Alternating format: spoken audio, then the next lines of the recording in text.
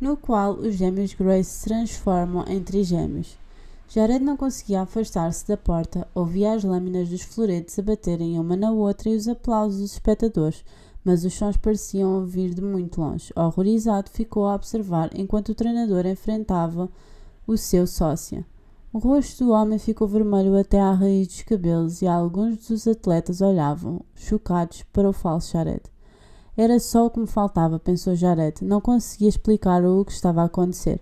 O treinador apontou para a enorme porta do ginásio e Jared viu o seu sócio avançar rapidamente na direção indicada, direito a ele próprio. Conforme se aproximava da porta, o falso Jared esboçou um sorriso dengoso, o que fez Jared cerrar os punhos de fúria. O sócio passou por Jared sem sequer olhar para ele, batendo com a porta. Jared, que desejava ardentemente encontrar uma forma de lhe tirar aquele sorriso dos lábios, seguiu-o entrando num corredor com cacifes de ambos os lados. — Quem és tu? — perguntou. — E o que queres?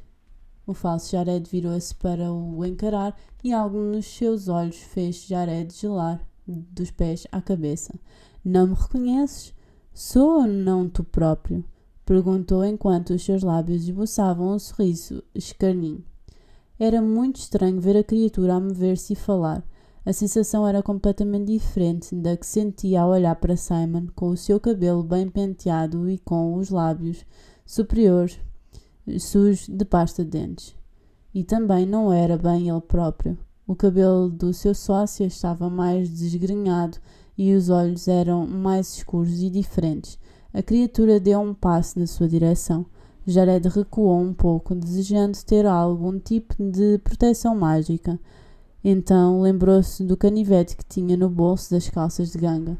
As criaturas fantásticas odiavam o ferro, e o aço era, em parte, composto por ferro. Abrindo uma das lâminas do canivete, perguntou: — Por que não nos deixam em paz? A criatura lançou a cabeça para trás e riu-se. — Jamais conseguirás escapar de ti próprio. — Cala-te, tu não és eu, respondeu Jared, apontando o canivete ao sócio. — Guarda esse brinquedo, ordenou o falso Jared numa voz áspera e baixa. — Não sei quem és ou quem te mandou, mas sei o que procuras, disse Jared. — Andas à procura do livro do Arthur, mas não vais conseguir deitar-lhe as mãos. O jogar estampado nos lábios da criatura alargou-se sem, contudo, se transformar num verdadeiro sorriso e, de repente, encolheu-se como se estivesse com medo. Jared observou estupefacto o corpo do falso Jared a encolher, o seu cabelo escuro a tomar uma tonalidade de cor de areia e os seus olhos, agora azuis, a arregalarem-se de terror. Antes que Jared tivesse tempo de compreender totalmente o que estava a ver, ouviu uma voz feminina atrás dele. — O que é que se passa aqui? Larga imediatamente essa faca! A subdiretora da escola avançou e agarrou-lhe no pulso, fazendo com que o canivete caísse ruidosamente no chão de linóleo. Jared ficou a olhar para a arma caída a seus pés, enquanto o rapaz de cabelo cor de areia corria pelo corredor fora, os seus soluços mais parecendo gargalhadas. — Não acredito que tenhas trazido o canivete para a escola, sussurrou Simon, quando estavam ambos sentados do lado de fora do gabinete da subdiretora. Jared olhou-o zangado. Tinha explicado várias vezes, uma das quais à polícia, que estava apenas a mostrar o canivete ao miúdo, mas ninguém tinha conseguido encontrá-lo para confirmar a história. Depois, a subdiretora da escola tinha pedido a Jared que esperasse no corredor, enquanto falava com a Sra. Grace. A mãe já estava no gabinete há muito tempo, mas Jared não conseguiu ouvir nada do que estava a ser dito. — Que espécie de criatura fantástica achas que era? — perguntou Simon. Jared encolheu os ombros. — Quem me dera que tivéssemos o livro para poder descobrir. — Não te lembras de nenhuma criatura que fosse capaz de mudar de forma daquela maneira? — Não sei, respondeu o irmão, passando as mãos pela cara. — Olha, eu disse à mãe que não tiveste culpa. Só tens de lhe explicar a situação. Jared soltou uma gargalhada breve. — Oh, sim, e posso mesmo explicar-lhe o que aconteceu. Eu podia dizer que aquele miúdo roubou qualquer coisa do saco de Mallory. Como Jared não respondia, Simon tentou de novo. Ou podia fingir que era eu. Podíamos trocar de camisa e tudo. Jared limitou-se a abanar a cabeça. Finalmente a mãe dos rapazes saiu do gabinete. Tinha um ar cansado. — Desculpe, disse Jared. Ficou admirado com o tom calmo da voz da mãe quando ela respondeu. — Não quero falar no assunto, Jared. Vais chamar a tua irmã e vamos embora. Jared obedeceu e seguiu Simon, olhando para trás a tempo de ver a mãe sentar-se com ar desanimado na cadeira que ele tinha acabado de desocupar. No que estaria ela a pensar, porque não estava a gritar com ele. Jared deu por si a desejar que a mãe estivesse zangada. Isso ao menos ele poderia compreender. Aquela tristeza calma era mais assustadora. Dava a sensação de que a mãe não esperava outra coisa dele. Simon e Jared caminharam para a escola, parando para perguntar aos membros da equipa de esgrima se tinham visto Mallory. Nenhum deles a tinha visto. Até falaram com Chris, o capitão, que pareceu um tanto incomodado quando lhe perguntaram por Mallory, mas que abanou a cabeça em sinal negativo. O ginásio estava vazio e o único som que nele se ouvia era o eco dos seus passos no chão lustroso de madeira. O tapete preto tinha sido enrolado e guardado, e tudo o que tinha sido utilizado no torneio arrumado. Finalmente, uma rapariga de cabelo castanho comprido disse-lhes que tinha visto Mallory a chorar no balneário das raparigas. Simon abanou a cabeça. A Mallory a chorar? Mas ela venceu. A rapariga encolheu os ombros. Perguntei-lhe se estava bem, e ela disse que sim. Achas que era mesmo ela? Perguntou Simon enquanto se dirigiam aos balneários. Queres dizer, será que estava alguma coisa a fazer-se passar por ela? Porque é que uma criatura fantástica tomaria a forma de Mallory e se enfiaria na casa de banho das raparigas a chorar?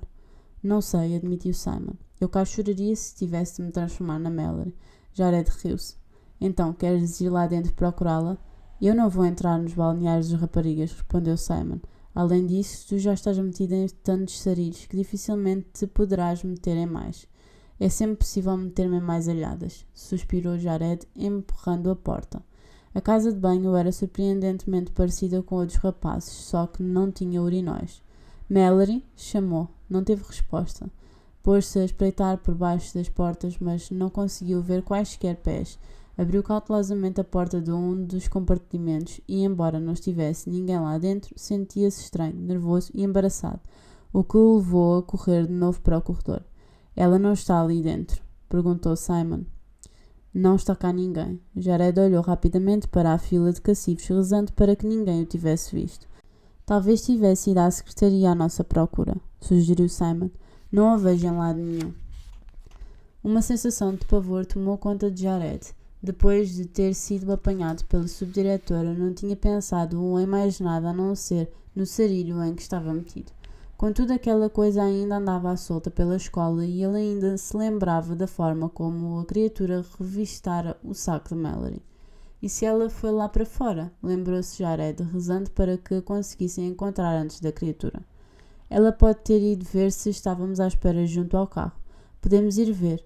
Simon encolheu os ombros. Jared viu que o irmão não estava lá muito convencido, mas, mesmo assim, saíram ambos para o exterior. O céu já tinha escurecido para tons de roxo e dourado, e naquela luz que ia gradualmente desaparecendo, passaram pela pista de atletismo e pelo campo de beisebol. Não a vejo, disse Simon. Jared concordou com a cabeça. O estômago revoltou-se de nervosismo. Onde estará ela? Pensou. Ei! Exclamou Simon. O que é aquilo? Caminhou mais um pouco e baixou-se para apanhar uma coisa cintilante caída no relvado. É a medalha de esgrima de Mallory? Exclamou Jared. E olha para aquilo! Acima da relva, várias pedras grandes formavam um círculo à volta da medalha. Jared ajoelhou-se junto de pedra maior, em cuja superfície estava gravada uma palavra. Troca. Pedras, como as da pedreneira, balbuciou Simon. Jared ergueu os olhos surpreendido. Lembras-te do mapa que encontramos? Dizia que a pedreira era habitada por anões, mas não acho que eles consigam mudar de forma. A Mallory pode ainda estar lá dentro com a mãe. Pode estar na secretaria à nossa espera. Jared queria acreditar nisso. Então, por que é que a medalha dela está cá fora? Talvez a tenha deixado cair. Talvez isto seja uma armadilha. Simon começou a caminhar em direção à escola.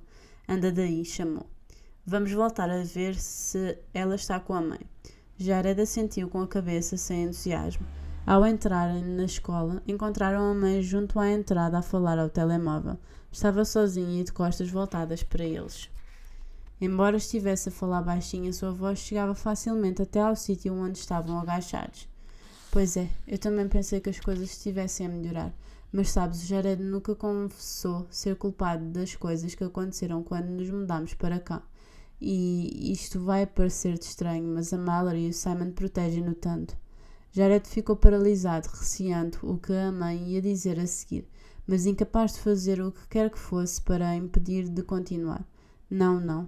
Negam ambos que ele tenha feito qualquer daquelas coisas e estão a esconder-me algo.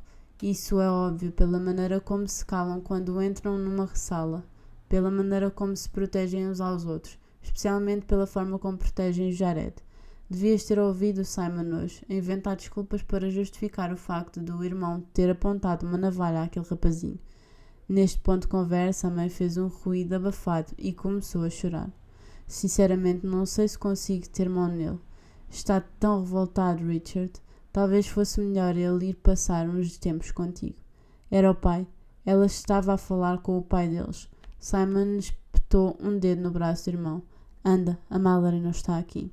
Jared virou-se completamente aturdido e seguiu o gêmeo para o exterior. Era-lhe impossível explicar como se sentia nesse momento. Só sabia que se sentia oco por dentro.